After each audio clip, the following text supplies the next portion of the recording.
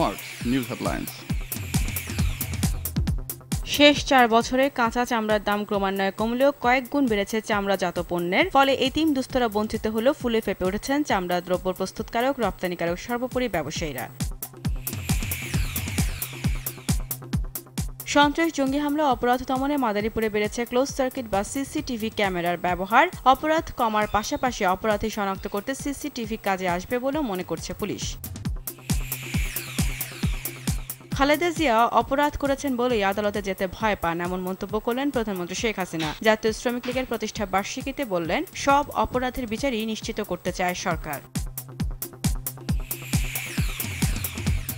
প্রধানমন্ত্রী শেখ হাসিনার আমন্ত্রণে কাল বাংলাদেশে আসছেন চীনের প্রেসিডেন্ট শি জিনপিং। ৩০ বছর পরে চীনা কোনো প্রেসিডেন্টের সফরকে গুরুত্ব দিচ্ছেন কূটনীতিকরা। সফরে অর্থনৈতিক বাণিজ্যিক সম্পর্ক বাড়বে বলে মনে করছেন সংশ্লিষ্টরা।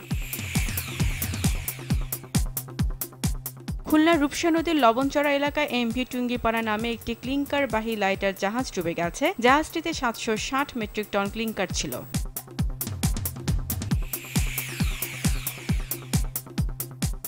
সংস্কারের অভাবে দীর্ঘদিন ধরে অবহেলায় পড়ে আছে ফেনীর দাগনভূঞার করিমুল্লাহ উচ্চ বিদ্যালয়। পরিত্যক্ত ভবনটিতে জীবনের ঝুঁকি নিয়ে পড়াশোনা করছে ৬০০ শিক্ষার্থী।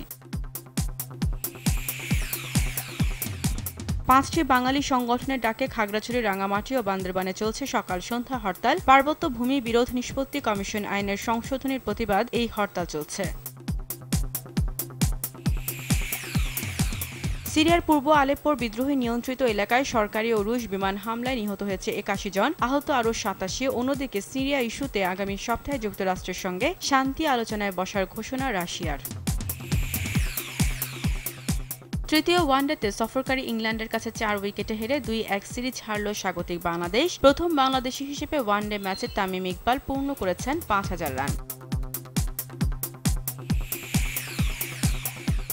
কেপটাউনে সিরিজের পঞ্চম ও শেষ ওয়ানডেতে অস্ট্রেলিয়াকে ৩১ রানে হারিয়ে ইতিহাসে প্রথমবারের মতো ৫ ম্যাচ ওয়ানডে সিরিজে অজিতের হোয়াইট ওয়াশের স্বাদ নিল দক্ষিণ আফ্রিকা।